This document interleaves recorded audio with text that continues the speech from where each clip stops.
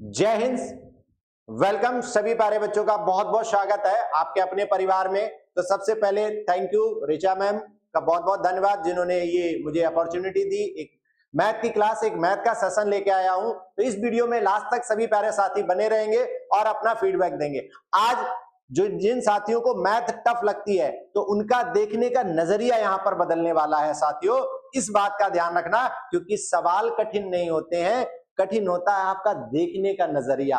तो उम्मीद करते हैं इस वीडियो के बाद आपका जो सवाल को देखने का नजरिया है ये निश्चित रूप से बदलने वाला है। और बिना फार्मूले के हम लोग क्वेश्चन को कैसे करेंगे तो इस वीडियो में आप लास्ट तक बने रहेंगे और कमेंट करके बताएंगे। और क्लास यदि आपको अच्छी लगती है तो आगे भी इसको शेयर कर देंगे। तो आज का जो टॉपिक होने वाला है वो है फीलिंग, यानी सवाल को कैसे फील करके भी हम सॉल्व कर सकते हैं। आइए जानते हैं, सवाल पे चलते हैं, मचाते हैं बवाल। तो कह रहा है जब किसी संख्या में 38 जोड़ दिया जाता है यानी 38 हम ऐड कर दें तो वह अपने आप की 119% हो जाती है।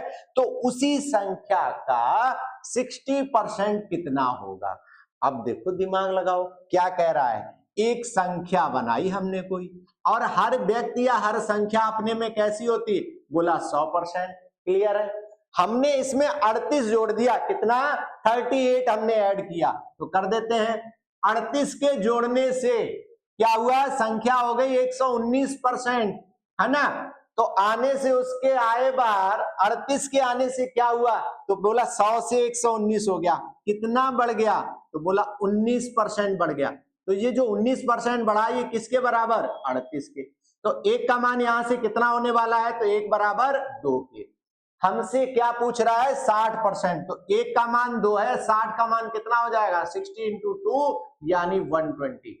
बताइए, मजा आया भाई, कितना हो गया, तो 120 आ गया। बहुत इजीली कर सकते हैं। बात यहीं खत्म नहीं होगी, बहुत धमाकेदार क्वेश्चन कराऊंगा, लास्ट तक वीडियो में बने रहेंगे। यकीनन मानिए एग्जाम में आए हुए क्वेश्चनों को ऐसे फोड़ के आओगे भाई।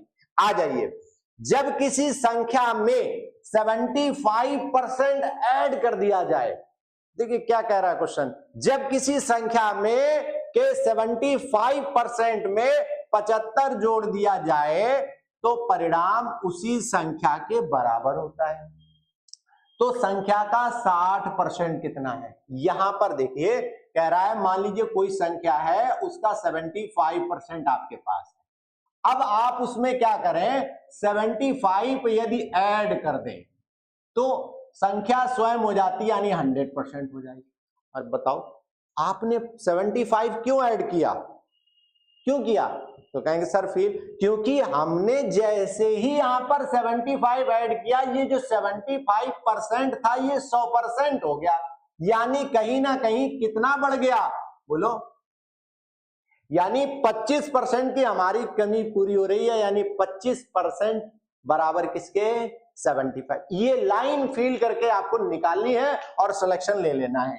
25% बराबर किसके होने वाला है यहां पर, तो कहेंगे सर 75 के, क्योंकि 25% की कमी को कौन पूरा कर रहा है, 75। तो यहां पर 1% बराबर किसके हो जाएगा, तो कहेंगे सर 3। संख्या का जितना परसेंट पूछा जाए उतना निकाल देंगे। तो कितना पूछ रहा है, 60%। तो 60% अगर हम निकालेंगे तो 3 × 60 कर देंगे, बोलो कितना आएगा, बोला सर 180 आता है। क्लियर हुआ भाई। चलिए बात यहीं खत्म नहीं होगी, तो यहां पर डी ऑप्शन आपका सही हो जाएगा। नेक्स्ट क्वेश्चन देखते हैं, और धमाकेदार है भाई, लेवल आपका अच्छा होने वाला है। हाँ, एक छात्र किसी परीक्षा में, ध्यान दीजिएगा, एग्जाम में क्वेश्चन पूछा गया है, एक छात्र किसी परीक्षा में 20% अंक प्राप्त करके 30 अंक से फेल हो जाता है। मान लीजिए किसी छात्र ने 20% नंबर प्राप्त किए और 30 अंक से फेल हो गया। उसी परीक्षा में एक दूसरा छात्र है जो 32% अंक प्राप्त करता है और उसके जो अंक हैं पास होने वाले अंकों से 42 ज्यादा है। ठीक है, तो परीक्षा का पूर्णांक कितना है, यानी उस पेपर का मैक्सिमम कितने नंबर हैं। आइए देखते हैं। ये देखिए, मान लीजिए कोई एक एग्जाम है, ठीक है, और इस एग्जाम में कोई एक छात्र बैठा है, उसको 20% नंबर मिला है और ये कितने नंबर से फेल हो गया, तो बोला 30 अंक से फेल हो गया। उसी परीक्षा में दूसरा कोई छात्र बैठा है, उसको 32% नंबर मिला है, और ये जो 32% नंबर मिला है और इसके 42 अंक ज्यादा है। तो सबसे पहले आप ये बताओ, हमें मान लो 20% नंबर मिला है और आपको 32 मिला है, तो यहां पर परसेंटेज कितना गैप है? कहेंगे सर 12% का अंतर है। तो ये 12% का अंतर क्यों आया, यही तो फील करना है। बस यहीं पर आपको क्वेश्चन को पकड़ लेना है कि 12% का अंतर क्यों आया है। तो कहेंगे सर इन दोनों में डिफरेंस देख लेते हैं, ये 30 कम है, ये 42 ज्यादा है, यानी इन दोनों में डिफरेंस कितने का है? तो बोला सर 72 का है, 72 का। तो 12% बराबर किसके हो गया? 72 के। एक लाइन में क्वेश्चन सॉल्व होगा तो 1% बराबर किसके हो गया? तो बोला सर 6 के हो गया। यहां पर 100% बराबर किसके हो गया? तो बोला सर 600।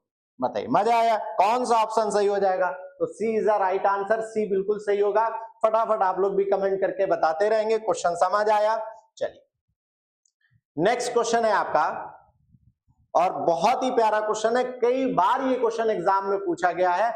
आइए जानते हैं क्या कह रहा है। एक व्यापारी एक वस्तु को 20% हानि पर बेचता है।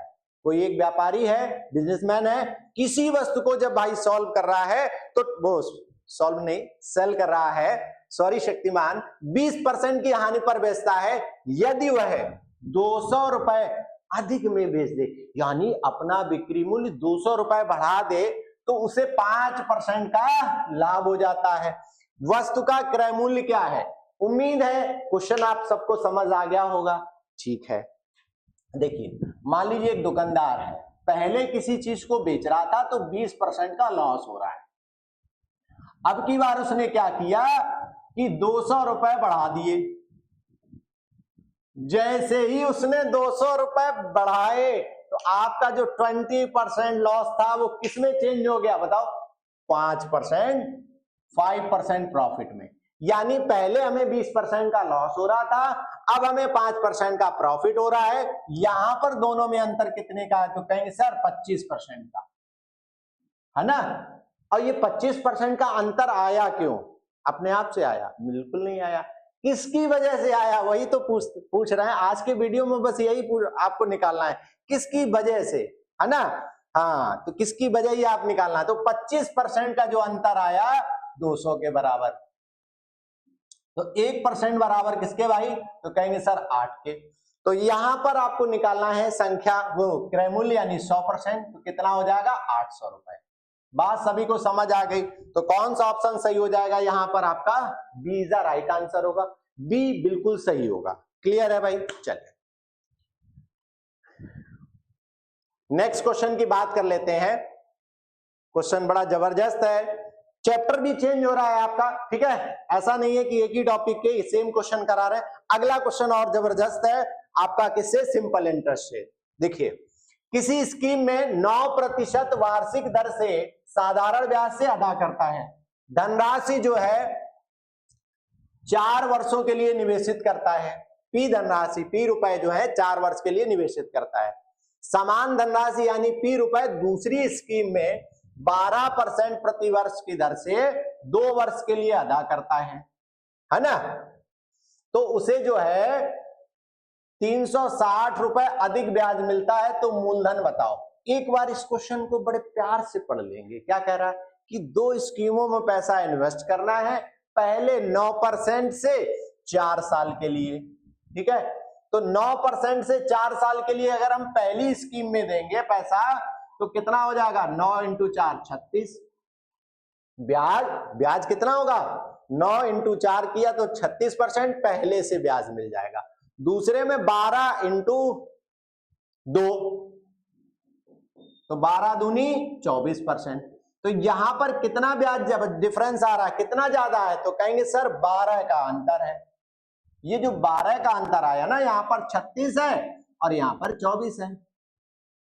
तो 12% का जो अंतर आया वो किसकी वजह से? 360 रुपए अधिक मिल गए। तो 12% बराबर 360 के, तो 1% बराबर यहां निकाल देंगे तो कितना हो जाएगा? 12 × 3 = 36 यानी 30 का। 100% का मान पूछा गया है तो किसके हो जाएगा भाई? 3000 रुपए के। कितने प्यारे साथियों को बात समझ आ गई? तो सी आपका बिल्कुल सही हो जाएगा। बताइए, यहां पर आपको कोई भी फार्मूला यूज नहीं करना है। अमूमन क्या होता है कि आपको क्वेश्चन को फिल करना है, यानी पहली लाइन निकालनी है कि कौन सा डाटा किसके बराबर होना चाहिए। ठीक है, चलिए लास्ट में अगला क्वेश्चन देखते हैं। यहां पर ध्यान देंगे क्या कह रहा है। हाँ, ये जबरदस्त सवाल है भाई। कह रहा है कोई धनराशि निश्चित साधारण ब्याज की दर से 8 वर्ष में 2900 रुपए तथा उसी ब्याज दर से 10 वर्ष में 3000 रुपए हो जाती है, तो मूलधन ज्ञात कीजिए।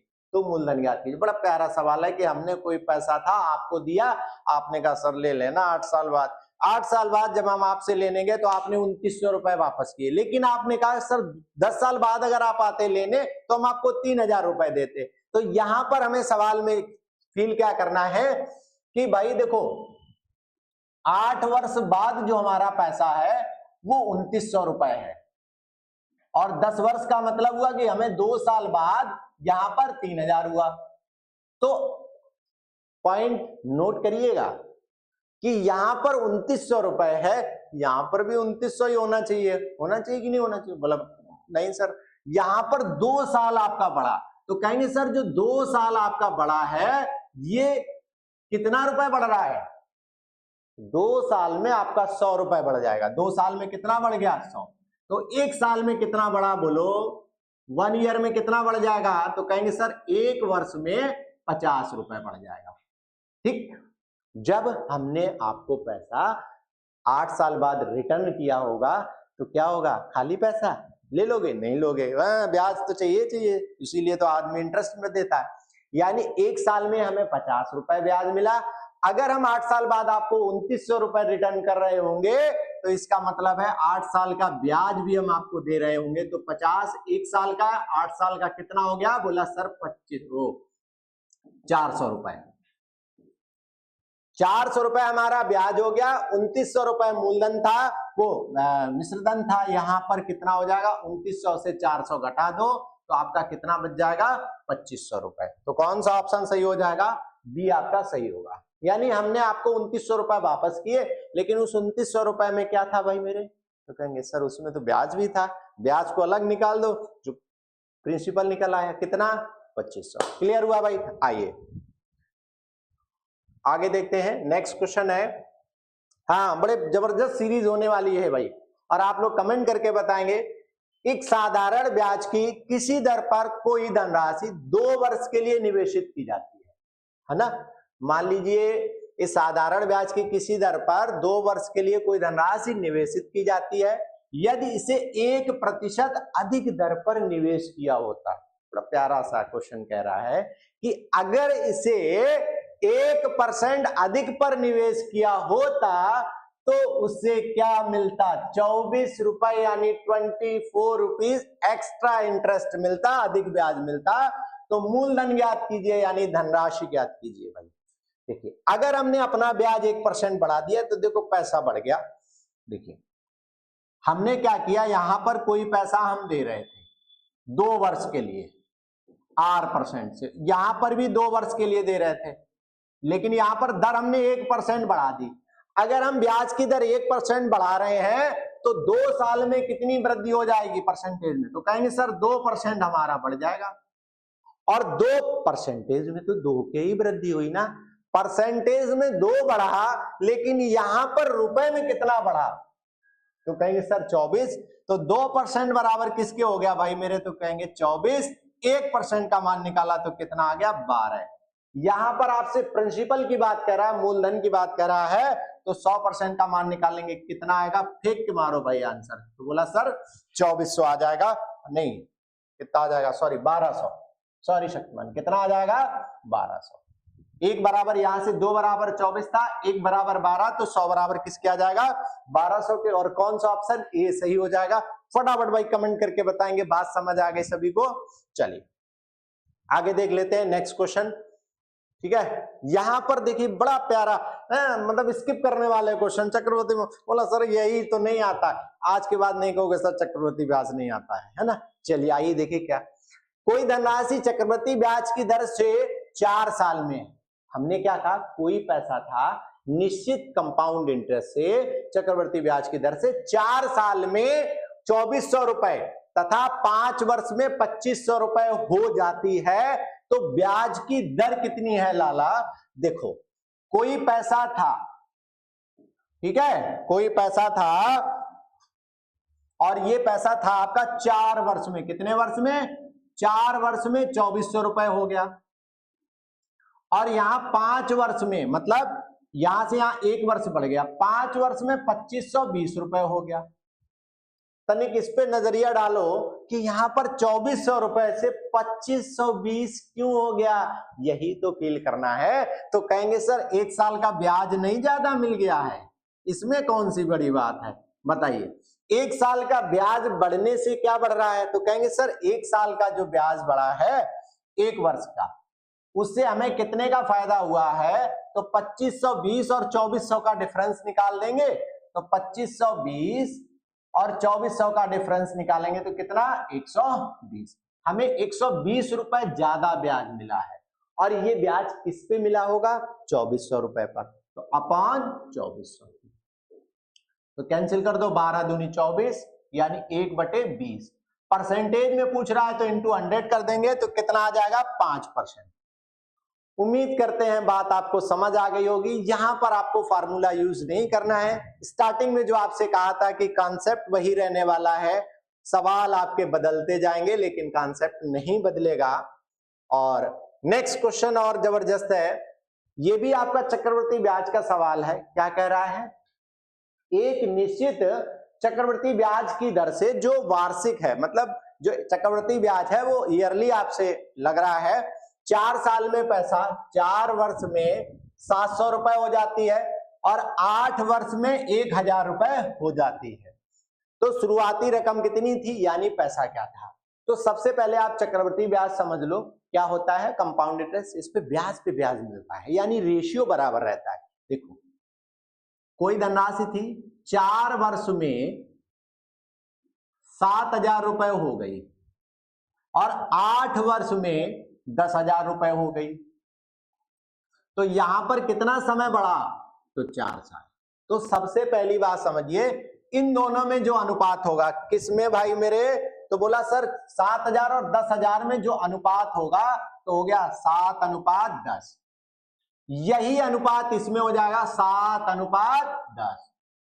अब देखिए 10 का मान यदि हमें 7000 दिया है तो 1 का मान कितना हो गया? 700। तो 7 का मान कितना हो जाएगा? यहां से 700 इंटू 7 यानी 4900 आपका आंसर आ जाएगा। तो कौन सा सही हो जाएगा? सॉरी 49 नहीं, 10 12 ये कितना था? 4 वर्ष में 700 रुपए था।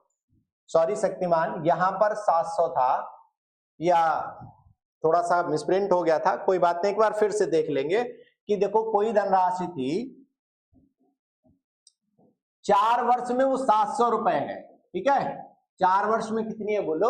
4 वर्ष में 700 रुपए, और 8 वर्ष का मतलब हुआ अगले जो 4 वर्ष है उसमें आपकी 1000 रुपए हो जा रही है। बोलो बात समझ आ गई? हाँ। तो यहां पर कितना बढ़ गया? तो बोलेंगे सर 4 साल बढ़ गया, है ना।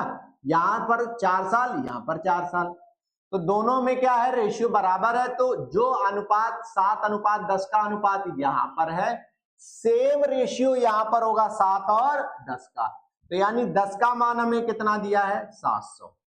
1 का मान 70 हो जाएगा, 7 का मान निकालना है तो 70 इंटू 7 यानी कितना आ जाएगा? 490। अगर वहां पर 7000 होता और 10,000 होता तो 4900 आ जाता, ठीक है। तो फटाफट सभी साथी कमेंट कर देंगे। तो आज का वीडियो कैसा था? अगर अगला वीडियो आपको चाहिए तो सभी प्यारे साथी कमेंट करेंगे। एक छोटा सा आपका कमेंट और एक छोटा सा प्रयास हमें एक पहचान दे सकता है। तो प्लीज सभी साथी इस वीडियो को शेयर करेंगे और कमेंट करके बताएंगे। उम्मीद है बहुत सारे कॉन्सेप्ट इसी तरीके से हैं, लेकिन प्रयास कम समय में अपनी बात को था। तो बाकी आप लोगों को कैसा लगा? स्पीड सही थी, फास्ट था? जो भी फीडबैक देना है प्लीज आप सभी बच्चे कमेंट करेंगे। Thank you all of you again. Richa ma'am thank you, आपने एक अच्छी अपॉर्चुनिटी दी, थैंक यू, एक प्लेटफॉर्म दिया, उसके लिए बहुत बहुत धन्यवाद। Thank you all of you, take care, निरंतर पढ़ते रहिए और निश्चित रूप से आप जो है सफल होंगे, क्योंकि आप एक अच्छे गाइडेंस में तैयारी कर रहे हैं। क्योंकि ऋचा मैम एक वो शख्सियत हैं जिन्होंने बहुत सारे बच्चों को अपनी मंजिल तक पहुंचाया है, तो वो किसी पहचान के मोहताज नहीं है। ऑलरेडी बहुत सारे उनके स्टूडेंट जो हैं लगे हुए हैं, बस क्या है सोशल मीडिया में आप कम देखते होंगे, लेकिन जमीनी स्तर पर ऑफलाइन में आप देखेंगे तो बहुत बड़ा एक रिजल्ट आपको देखने को मिलेगा। तो एक बहुत सही गाइडेंस में आप लोग पढ़ रहे हैं। Thank you all of you again.